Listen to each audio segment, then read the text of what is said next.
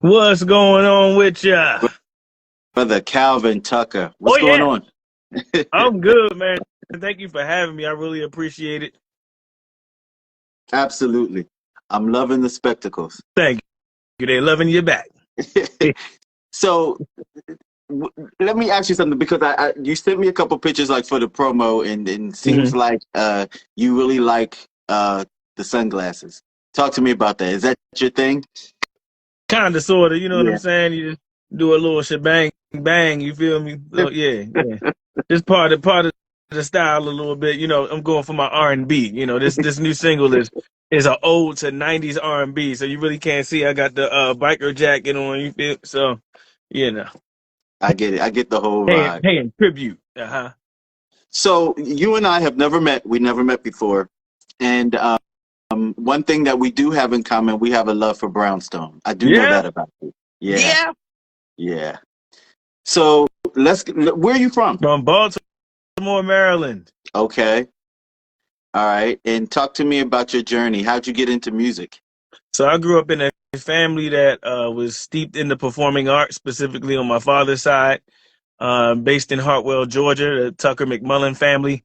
Mhm. And so we would see our cousins performing. You know, some of them had albums, gospel albums out. So we grew up in that. And also the West Baltimore Christian Warriors Marching Band was a city marching band that we were involved in at a very young age, and as well as church. Of course, the black church, they gonna get you right. You're gonna be involved. You're gonna find out what you're good at, what you're not, what your called is, what you're not called to. So all of that upbringing, man, just being steeped in theater arts and performing and singing and modeling, all that stuff, and ministry as well, helped develop who I am now. Okay. So you're like a jack of all trades. You do a little bit of everything. Yes, sir. Yeah. So for yourself, when did you know that you had something to offer other people as far as your talent? At a very young age, although um, I didn't know my calling was my global calling until around maybe I would say high school. High school is when I launched as a professional recording artist in my debut concert.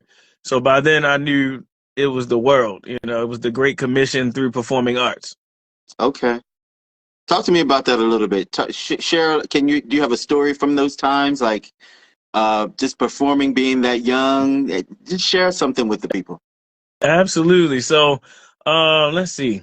So the Christian Warriors marching band was not like your college bands and not like those bands you see on TV. We were straight hip hop, dance, march band. So that type of marching band. So Okay. that's where I got my love for dance from. Okay. And so my mom was like, she's like, you would call her a soccer mom because she was right on the sidelines, you know, pumping us up, making sure we kept going.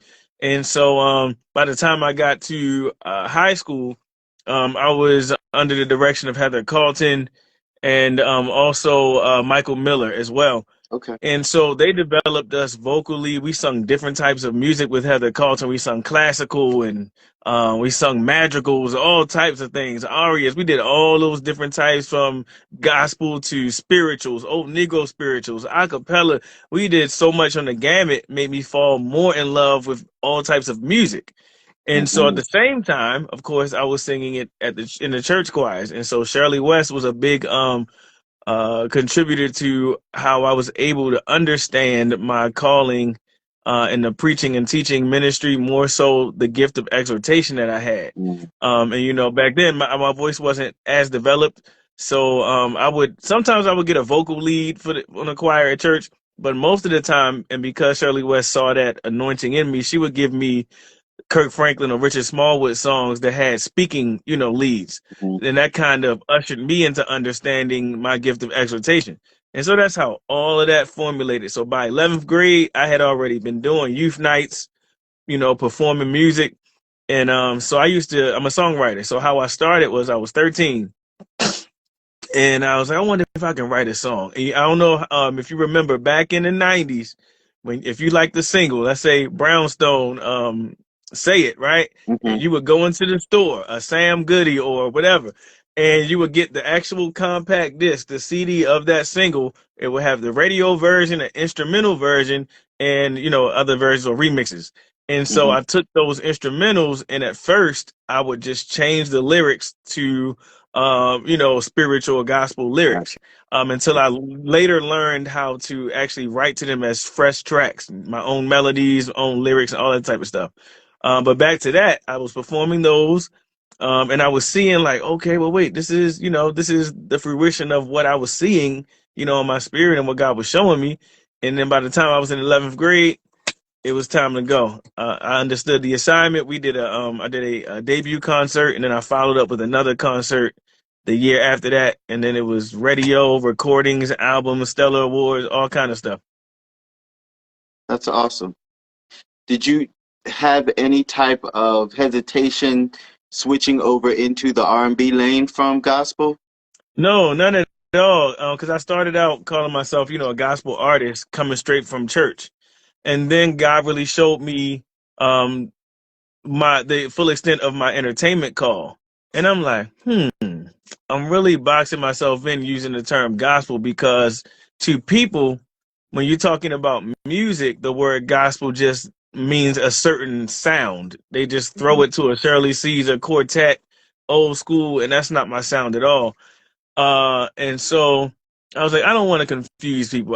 Because when I show up, I'm straight Dietrich Haddon, straight Mary, R&B gospel. And so I just changed it to inspirational recording artist. So in that development, I started covering songs, like doing songs on weddings and stuff, and started to really delve into the lyrical content of R&B music.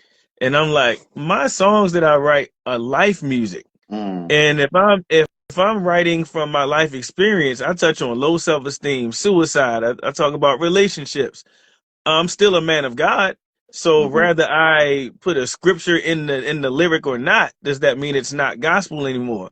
And so I dealt with all of those things as I transitioned to R&B. So these three to four songs that are on my new online music apps, those are all that's all the R&B music. So that's more recent.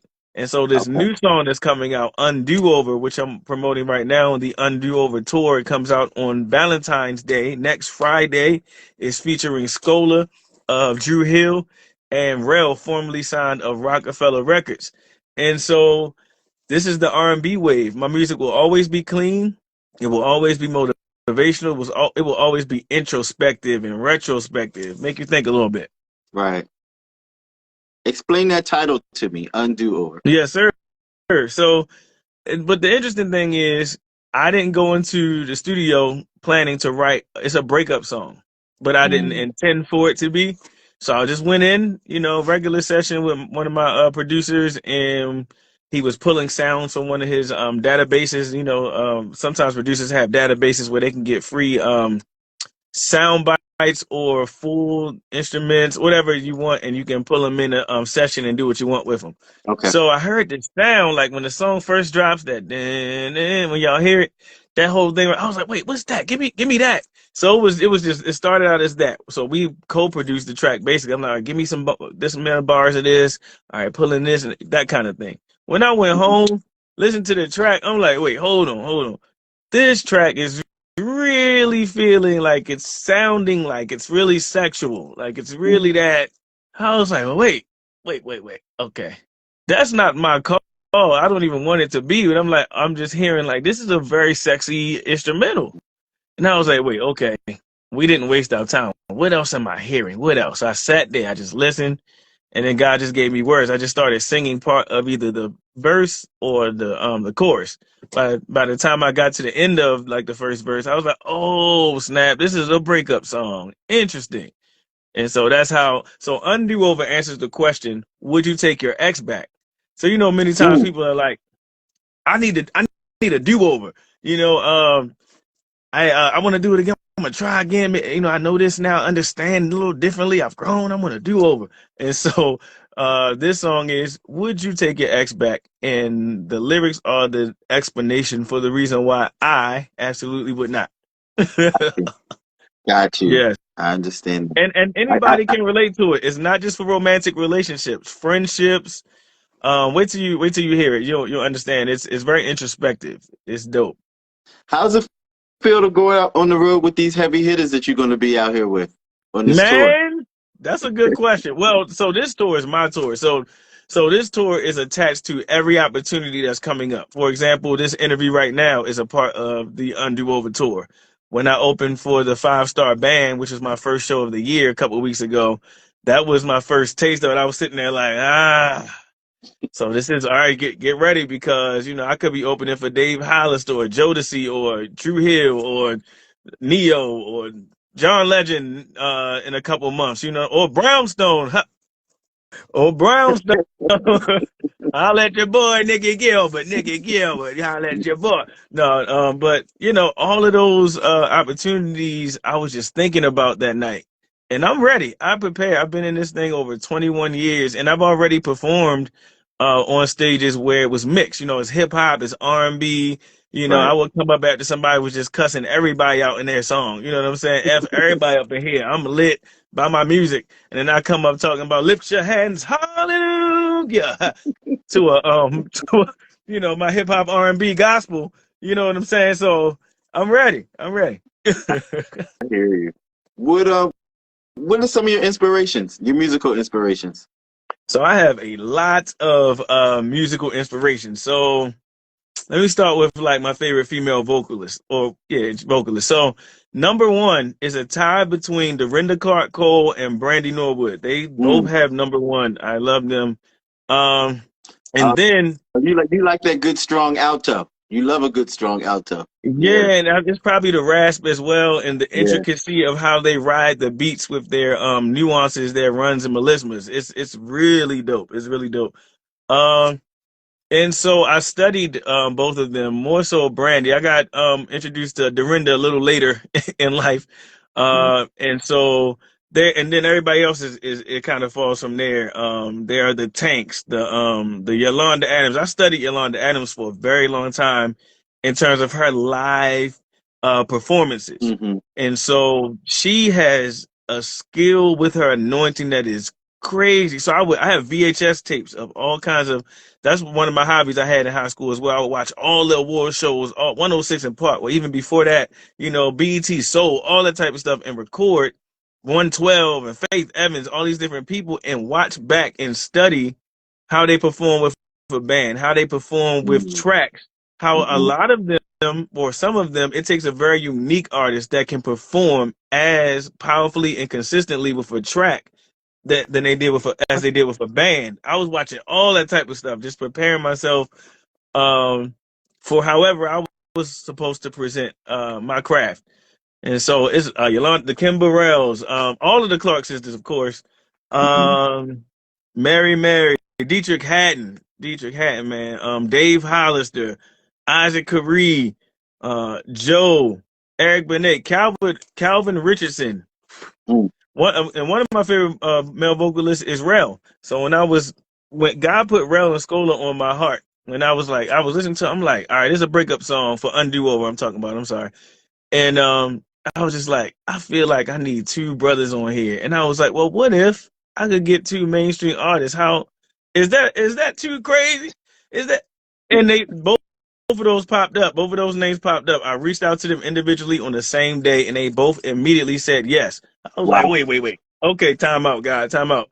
This is looking like it's too good to be true. All right, because there's some controversy around my vocals, and that's what I mean by that. I'm confident in my vocals. However, my pitch accuracy is a little questionable every now and then. So, and I have a unique tone. So I was like, wait, it's seeming too good to be true. So then I went back and I messaged them links to my current music, and I specifically was like, well, this is the sound that our song would sound like. I'm using the same studio, same mixing, mastering.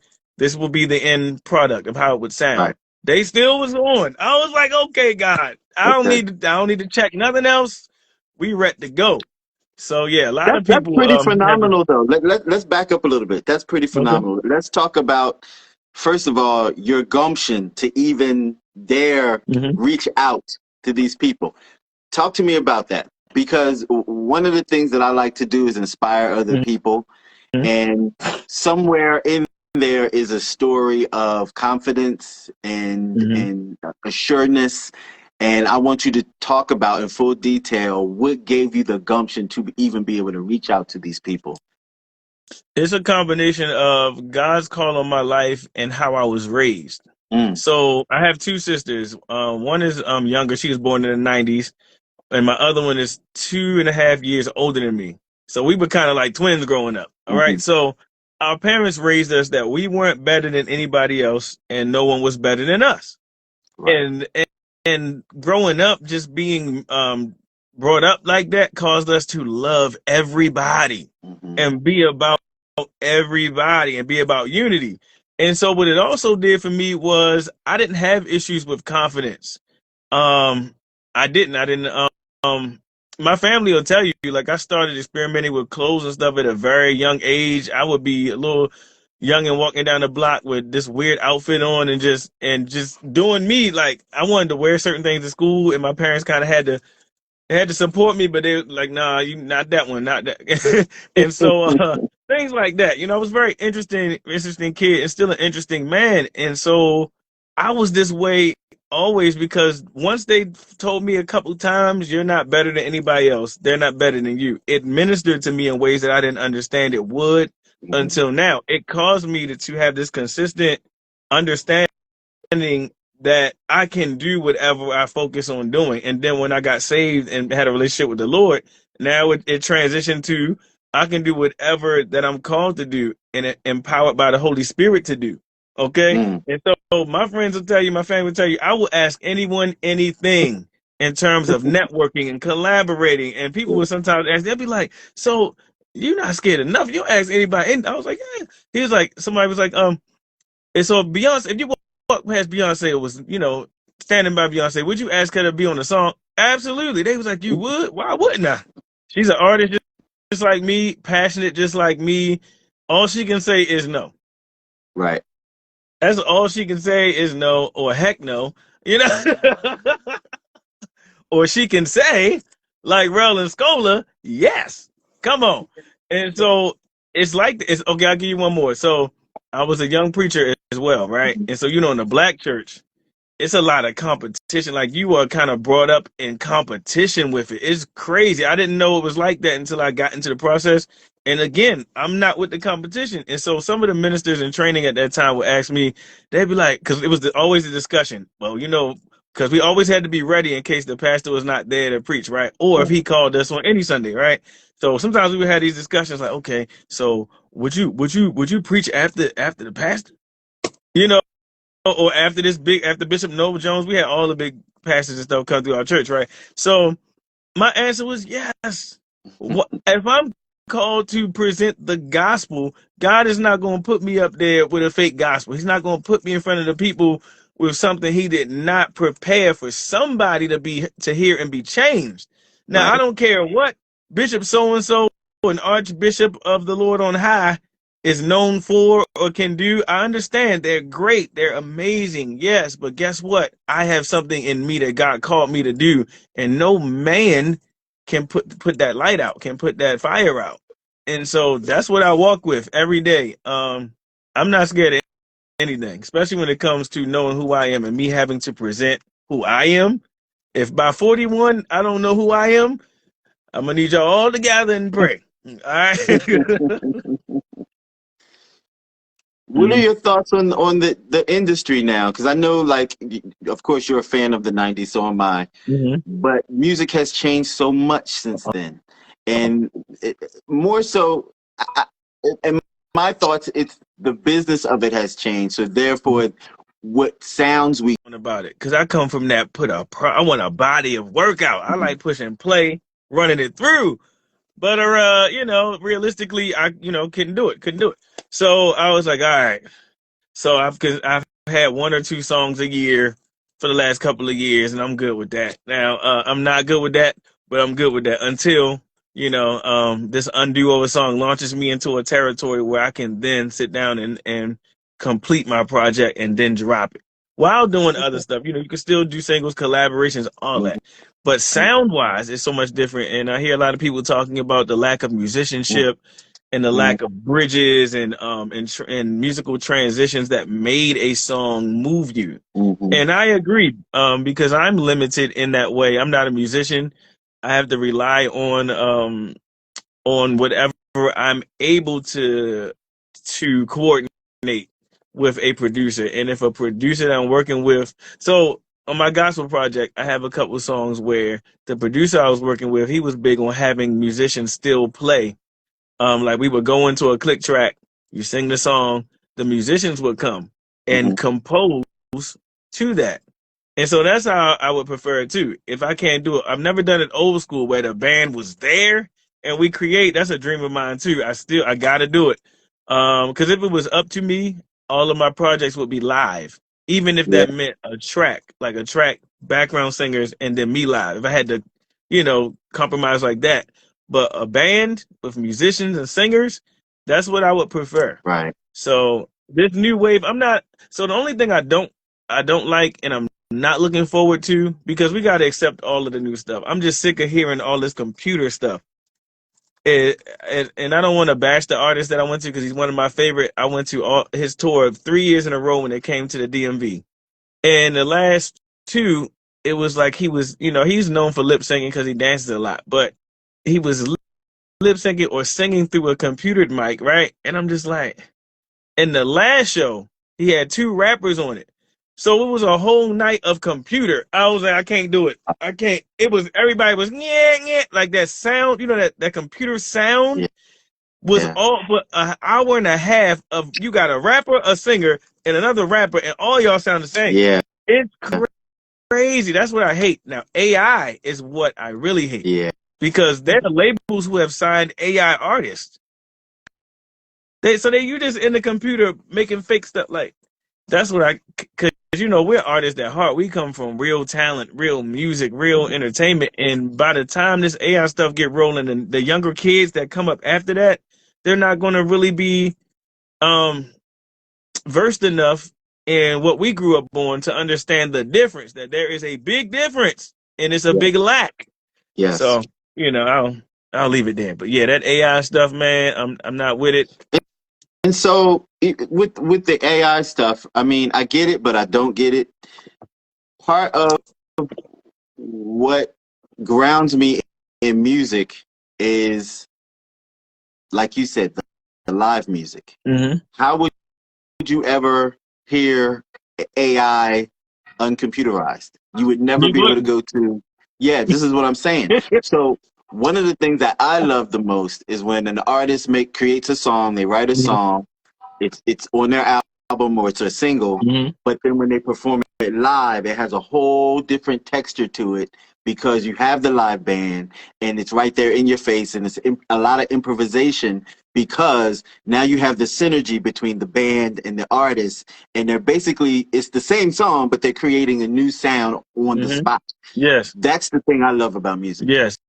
And then they can, they can do different versions of that song to keep it fresh, Yep. The pros that we love, the Erykah Badu's, the Karen Clark Shears, the Kimber Rells have these different medleys of different versions and interludes. And, the younger generation not doing interludes and versions and medley. That's not true.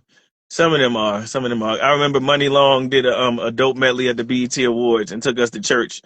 That was dope. So they are. I call people like her, Lucky Day. I call them the different ones. They're different. They pay homage to yesteryear in their music. Yeah. Who are you listening to now? Everybody. I didn't even talk about my country influences, man. Rascal Flatts. What's my girl? Sarah Evans, the Dixie Chicks. You want to talk about harmonies? You want to talk about put you in a place? You want to talk about worship? Get out of here. That song Landslide is one of my favorite songs of all time. I don't know what that song is talking about, but I can hear a testimony in it to minister. And I got the track at one point. I was going to actually sing it. I'm gonna cover that song one day because the song is. I'm going to also. I think I did before, but I need to go back and research again what the original intent of the song is, so that I can make sure it's not all the way left. But I don't think it is. But it's powerful. Anyway, the Dixie Chicks. There's a lot of others, and so yeah, I forgot your original question. I'm sorry. No, I was just asking you who you listening to now these days. Okay. Yeah. I'm listening to everybody. Mario's new album is crazy. Usher, of course, the gospel that's coming out from Erica Campbell to JJ Harrison just did a new recording. JJ Harrison and Youthful Praise in DC. They're in DC now. Their church that they pastored, him and his wife. And I'm waiting for that to come out. I was there that night, so I'm waiting for that to come out. So I'm still listening to that. Their CD is actually in the car. I just finished it an hour ago and have a different one in now. Tori Kelly, Jonathan McReynolds, Brandy, of course. Brandy and Dorinda stay on rotation. They stay on rotation. Kevin Ross, a lot of people. Lucky Day, of course. BJ the Chicago Kid, man. Oh my goodness. Man, his albums are experiences. It's crazy. His albums are like a different world. That's the type of artistry I love. Yeah. A lot of artists can do it on their CDs, and then other artists do it at their live shows. And they just, when it's their time on stage, you are in a world of pure art, pure passion, and that's what I want to give and present. Whenever I step on stage, I just need whatever God has given me. I need that time that is mine for it to come forth strong and clear and not diluted. That's what I need. So what should we look forward to in this tour? Yes. So this tour, you're gonna look for more radio opportunities, blog opportunities, podcast opportunities, Instagram live opportunities, and of course, we're praying for me to open for some major acts. Okay, there's some discussions happening. You know what's funny? I thank God. Let me testify real quick. I have been in meetings and discussions in the last couple of weeks since I started to promote that I have never been in my life for my music. Some of those I had. So I come from promotions. I've been trained in it. So I've been managing myself too. I used to intern at Habakkuk Music, Threefold Music Group. Okay. That is April Chandler. She started at Motown, and then she switched over to gospel. That's when I met her. She's a legend in the industry. She's worked with CeCe Winans and Wu-Tang, all that back in the day, and then she also helped launch the careers of Jonathan Nelson, Jessica Green, and so many others. I was there working with her to launch Jessica Green. Through that experience, I was head of doing radio tracking, different things like that. So, and I was sitting on some meetings, so I was able to be a part and hear some things. But for myself, man, I have been in discussions and have sent out, because you have your team send out things like, this artist can open on this tour. This is what this artist does. You send out your packages. The responses I'm getting of consideration, not definite, but of consideration, are blowing my mind. And I'm like, God, and that's another reason why you asked me about the courage thing, like jumping out.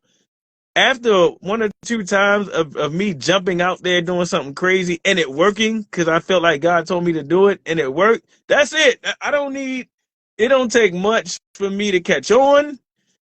God don't got to persuade me. When he showed me once that when you jump out on something that you think might be crazy, and then you see how I told you, then don't question me no more.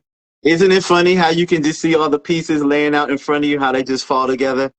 And then sometimes you can't. Like with this journey, I can't. I wished, prayed, hoped. How about those moments when it's barren and it's quiet, then all of a sudden a seed that you planted that you didn't know you planted pops up, and it's like, oh, that's the confirmation that I was looking for. I tell people I get that too. I encourage, especially young entertainers, don't get discouraged with these no's when you're doing auditions. You're sending out self-tapes. You're sending in music videos. I've had people call me because of an email I sent 4 or 5 years before that. I'm not Yep. joking. And that happened a lot. I'm not trying to be like, oh yeah, every 2 weeks. No, but there have been a couple of times where I've been having to remember who the person. And they're like, yeah, well, and 2016 we had a call for, and your email came up, and I'm like, well, hey, well, we'll be talking about today. Let's do it. Like, what's up? So you got to Yeah, be absolutely. ready. They say, what is the saying? Oh. No, I was going to say, and sometimes no doesn't necessarily mean no. It just means not right now. Not and yet. then also, too, how you envision it isn't always how it's going to be. 9 times out of 10 is bigger than better than anything that you could ever imagine. Yes. Yes. Yeah. Absolutely. So I normally get my guests to manifest something. Okay. And I want you to manifest something for yourself. I don't manifest a couple things. Number one, I'm manifesting that I'm going to work with Nikki Gilbert and Brownstone in some way. Okay. I don't know if you know, but I was harassing her on one of her lives, and I asked her, how could I be a part? How can I act in one of her films? Right? I was like, I had sent my stuff in, was waiting to hear back, and she responded. I be posting it every now and then. So I sent my stuff back in, and got a response, but that was a while ago. So I'm gonna keep every now and then checking in. I also told her I would love to open for them, or she's doing an event. What is it called? I can't think of it right now. It's a specific event that they're doing, a concert for women or a concert for something. Anyway, I'm manifesting working with Nikki Gilbert, Brownstone, her whole team. I'm manifesting opening for at least 3 to 4 major artists this year, whether it be Neo, Jodeci, Druhill, Usher, Mary J. Blige, Brandy, Kevin Ross, Jay Brown, Tank. Because the R&B Money Tour. I went to that. The first R&B Money Tour was crazy. So I could be, an opener, a pre-opener on the on the next, R&B Money Tour or the TGT Tour, Day 26. Collaborations. I'm manifesting songwriting for major artists. I'm manifesting that they'll be calling me for collaborations, whether it's a singing verse, rapping verse, whether it's a poem or a speaking intro. Let's get it done. Soundtracks for movies and TV shows. Also in film and theater, I'm an actor, professional actor, so I'm looking to do some more roles in theater and TV and film. That's what I'm manifesting more, but I'll stop there. But we gonna give God that in this interview, and yeah. I like your energy, and I do feel like great things are going to happen for you. Thank you. Just simply because it seems like to me you're pointed in the right direction, and you have all the right energy around you. Seems like you're going to go places. Yeah. So how can people follow you? You can follow me right here at Calvin, the number 2, ENT. You could also log on to www.calvinthespecialist.com. That's my website where you can find out about the fashion, music, everything else is all on that site. You can just keep your eyes and ears open. You also can pre-save UnDoOver in Spotify, and I believe also in Apple. It comes out next Friday on Valentine's Day. UnDoOver, featuring by my brother Calvin Tucker, featuring Scola of Druhill and Rell, formerly of Roc-A-Fella. So shout out to them. Shout out to my producer, Owen Wilson, Chris Sherman, Frank Johnson, my vocal coach and consultant, Maurice Carroll, the engineer, and Matt, the master. Fela, shout out to Fela. She's the female vocalist on The Hook. Beautiful voice, amazing voice. Shout out to her for being a part of this